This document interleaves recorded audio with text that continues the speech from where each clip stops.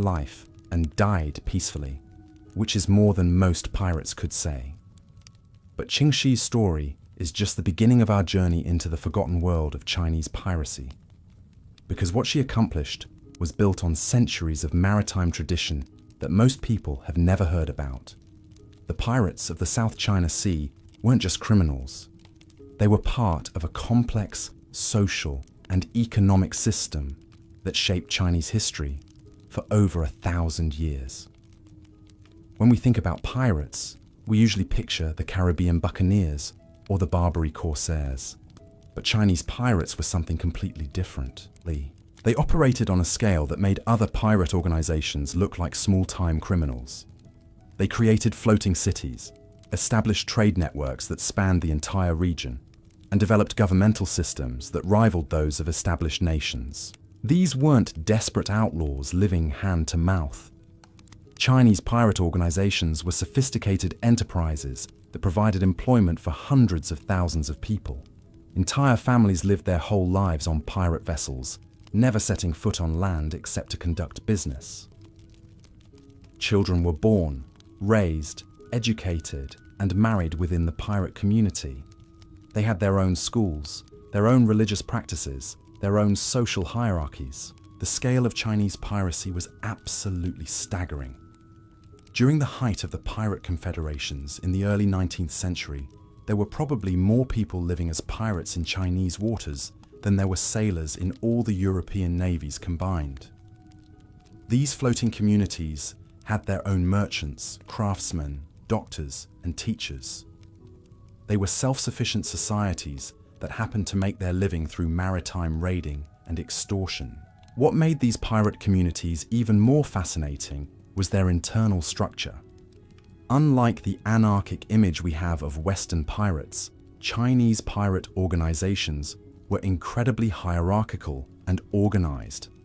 They had complex ranking systems that determined everything from your share of the loot to where you could sleep on the ship. New recruits started at the bottom and could work their way up through demonstrated loyalty and skill. The captains weren't just military leaders. They were administrators, judges, and diplomats. They settled disputes between crew members, negotiated with merchants and officials, and made strategic decisions that affected thousands of people. Many of them were highly educated and came from respectable families that had fallen on hard times due to war or economic upheaval. But here's what really sets Chinese pirates apart from every other maritime criminal organization in history. They developed their own legal systems. ChingShih's code wasn't unique. It was actually based on centuries of pirate tradition. These laws covered everything you can imagine. How to divide captured goods, rules for treatment of prisoners, regulations for marriage and divorce within the pirate community, procedures for settling debts, and even environmental protections to ensure fishing grounds weren't over-harvested. Some of these laws were surprisingly progressive. Women in pirate communities often had more rights and freedoms than their counterparts on land. They could own property, engage in business, and even command vessels. Female pirates weren't just ChingShih. There were dozens of documented cases of women who rose to positions of authority within pirate organizations. The economic impact of Chinese piracy was enormous. By the early 1800s, pirates controlled most of the maritime trade routes in southern China. They weren't just stealing from merchants, they were essentially operating a parallel government that collected taxes, issued permits, and provided security services.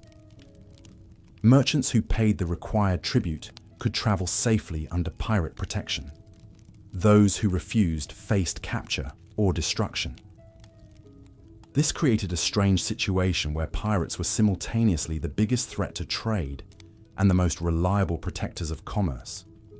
The Imperial Navy was corrupt and ineffective, but pirate escorts were professional and dependable. Many merchants preferred dealing with pirates because they were more honest and efficient than government officials. The pirates also served as informal banks and insurance companies. They would advance money to merchants for cargo purchases, provide loans for ship repairs, and even offer insurance policies that guaranteed safe passage. These financial services were often more reliable than anything available through official channels. But perhaps the most remarkable aspect of Chinese pirate society was how they handled technology and innovation. These communities were constantly adapting new weapons, ship designs, and navigation techniques. They were among the first to adopt Western firearms and sailing technology, often decades before the Imperial Navy caught up. Pirate shipyards were centers of innovation where Chinese and European techniques were combined to create vessels perfectly suited for their needs. They built ships that were faster than Imperial warships, but could carry more cargo than merchant vessels. Some pirate junks were floating fortresses armed with dozens of cannons, while others were sleek raiders that could outrun anything the government could send after them. The intelligence networks these pirates maintained were also extraordinary. They had informants in every major port, contacts within government offices, and spies among merchant communities. They knew about imperial naval movements, sometimes before the admirals did. This information advantage was crucial to their survival and success. Living conditions aboard pirate vessels were actually better than you might expect. While space was limited, the ships were organized communities where everyone had a role and a place. Families lived together in small compartments, and children played on decks while their parents worked. Meals were communal affairs where news was shared and decisions were debated. Education was taken seriously in pirate communities. Children learned reading, writing, and mathematics alongside traditional skills like navigation and seamanship. Many pirates were literate, which was unusual for working-class people of this era. They needed these skills to maintain records, write contracts, and communicate with other organizations. Religious life was also important to Chinese pirates. Most vessels had shrines where crews would pray for safe voyages and good fortune. They celebrated traditional festivals and observed ancestral rites. Despite their criminal activities, these communities maintained strong cultural connections to Chinese traditions. The medical care available in pirate communities was often superior to what existed on land. Ship doctors were highly valued and well compensated because keeping the crew healthy was essential for survival. They developed expertise in treating wounds, diseases, and injuries that were common in maritime life. Women played crucial roles beyond just fighting and commanding. They managed finances, organized supplies, negotiated with captives, and maintained the social fabric of the community. Many pirate organizations couldn't have functioned without the administrative and diplomatic skills that women provided. The decline of Chinese piracy didn't happen overnight. After ChingShih's successful negotiation with the imperial government, many other pirate leaders tried to follow her example. Some succeeded in obtaining amnesty and official positions, while others were hunted down and destroyed. The arrival of European naval power in the region also changed everything. Western warships with superior firepower and technology gradually shifted the balance of power. The British and other European nations had their own imperial ambitions in China, and they weren't willing to tolerate independent pirate confederations that interfered with their plans.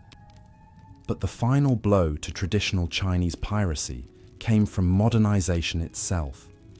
Steam-powered vessels, improved communications, and more effective government administration made it increasingly difficult for pirates to operate.